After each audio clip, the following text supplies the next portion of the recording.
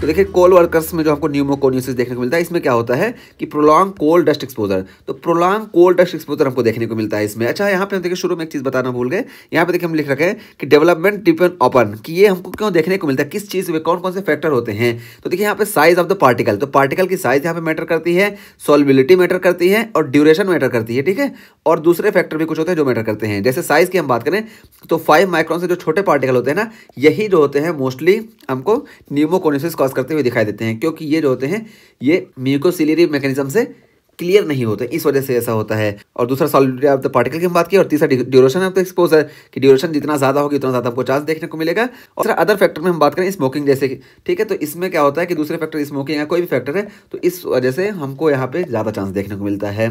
तो ये हो गया इसके डिपेंडेंट। तो यहाँ पे देखिए यही बताया गया कि कोल वर्कर्स में हमको कब देखने को मिलेगा कि जब प्रोलॉन्ग कोल डस्ट एक्सपोजर होगा तब। और उसमें क्या होगा कि मैक्रोफेज लेडन विद कार्बन। तो अब यहाँ पे ना कोल वर्कर्स में क्या होता है, कार्बन बहुत ज़्यादा होगा। तो अब यहाँ पे जो मैक्रोफेज प्रेजेंट होते हैं हमारे एल्वेलाई में, इसमें कार्बन आ जाएगा और इस वजह से क्या होगा कि इन्फ्लामेशन एंड फाइब्रोसिस। तो हमको जो है लंग के इंटरस्टिशियम में इन्फ्लामेशन और फाइब्रोसिस देखने को मिलेगी, और इसको हम ब्लैक लंग डिजीज भी बोलते हैं, ठीक है। और इसमें भी हमको कैप्लान सिंड्रोम का चांस बहुत ज़्यादा देखने को मिलता है, क्योंकि यहाँ पे भी नोड्यूल वगैरह का फॉर्मेशन होगा, रूमेटाइड आर्थराइटिस और ये सब प्रेजेंट होगी, तो इसको हम कैप्लान सिंड्रोम बोलेंगे।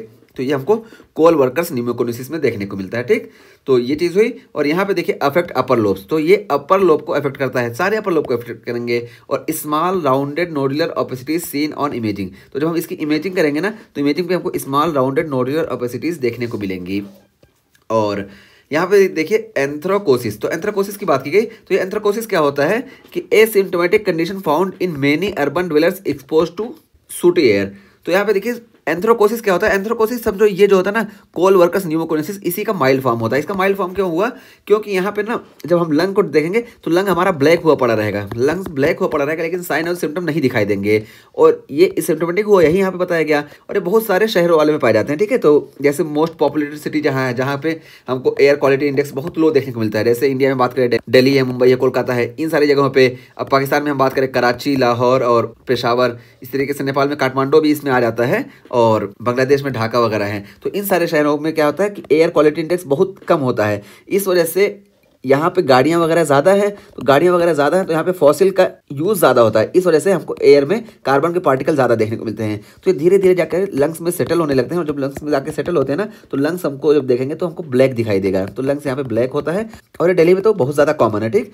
तो ये सारे शहरों में हम बताएं यहाँ पे कॉमन है, और यहाँ पे हमको सिम्टम नहीं देखने को मिलता है। ये जब तक एसिम्प्टोमेटिक रहता है तब तक इसको हम बोलते हैं एंथ्रोकोसिस। और यहाँ पे ही बताया गया कि asymptomatic condition found in many urban dwellers expose to sooty air. तो सूटी एयर हमको कहाँ कहाँ देखने को मिलती है हम सारा बता दिए, इंडिया में भी, पाकिस्तान में, नेपाल में, बांग्लादेश में, हर जगह ये चीज़ प्रेजेंट है और ये हमको देखने को मिलती है। तो इस तरीके से हमारा ये कोल वर्कर्स न्यूमोकोनियोसिस का टॉपिक कंप्लीट हुआ। यहाँ पे हम बताएं कि यहाँ पे कोल डस्ट का जब प्रोलॉन्ग एक्सपोजर होगा तब हमको मैक्रोफेज लेडन विद कार्बन देखने को मिलेंगे, और इस वजह से इन्फ्लामेशन और फाइब्रोसिस होगी, और इसको हम ब्लैक लंग डिजीज भी बोलते हैं। और यहाँ पे हम बात किए कि एंथ्रोकोसिस एक डिजीज़ होती है, यहाँ पे एसिम्प्टोमेटिक होता है ये, और ये कहाँ कहाँ देखने को मिलता है हम बता दिए। और उसके बाद फिर देखिए हम बात करते हैं सिलिकोसिस की। तो सिलिकोसिस क्या होता है, associated with sand blasting foundries mines. तो एसोसिएट कहाँ होता है, सैंड ब्लास्टिंग में जिसका वर्क होता है ज़्यादा वहाँ पे, फाउंड्रीज में जो काम करते हैं वहाँ पे, और माइंस में जो काम करते हैं उसमें हमको सिलिकोसिस ज़्यादा देखने को मिलता है।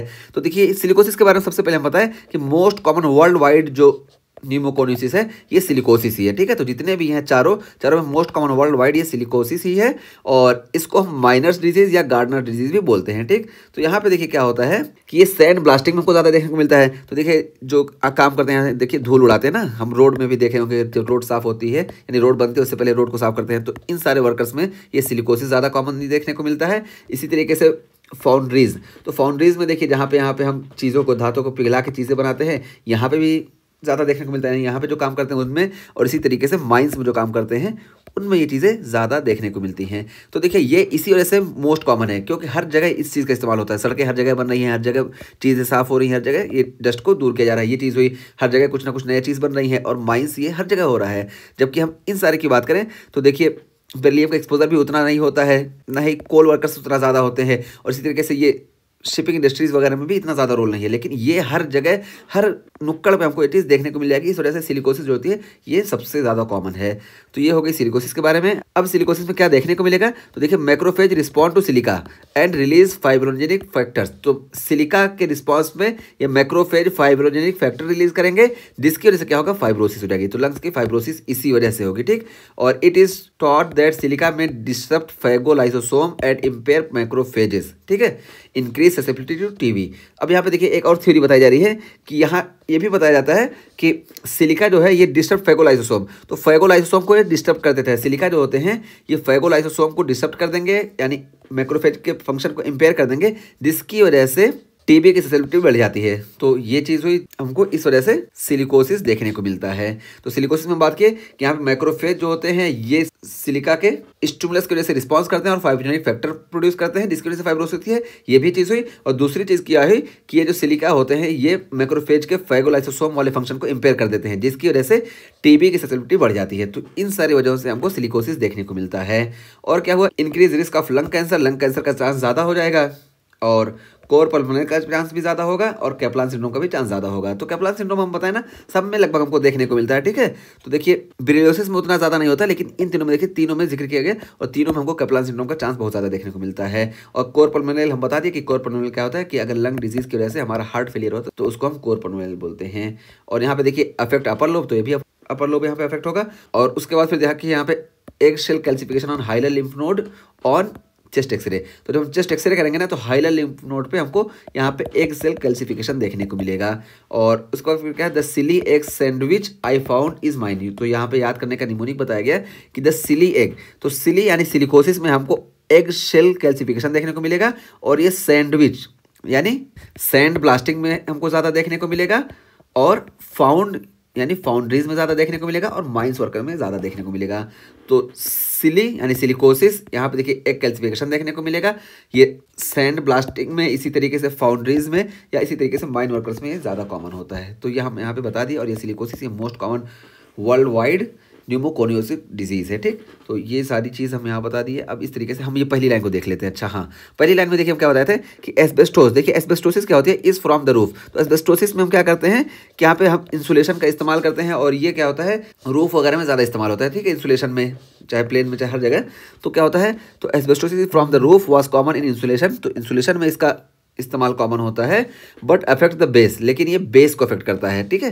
तो रूफ ये है, लेकिन ये बेस को अफेक्ट करता है। और बाकी जितने भी हैं जैसे सिलिका है, कोल्स है, और ये बेरिलियम है, ठीक है, यानी बेरिलियोसिस, ये बेस यानी अर्थ से आते हैं, ये अर्थ से आते हैं, लेकिन ये रूफ यानी अपर लोब को अफेक्ट करते हैं। तो इस तरीके से उसको हम याद रखेंगे कि एस्बेस्टोसिस जो होता है ये लोअर लोब को अफेक्ट करता है, जबकि और तीनों न्यूमोकोनियोसिस जो हैं ये अपर लोब को अफेक्ट करते हैं। तो ये हमारा न्यूमोकोनियोसिस का टॉपिक कंप्लीट हुआ। इसमें हम सबके बारे में चारों में डिटेल से बात कर लिए।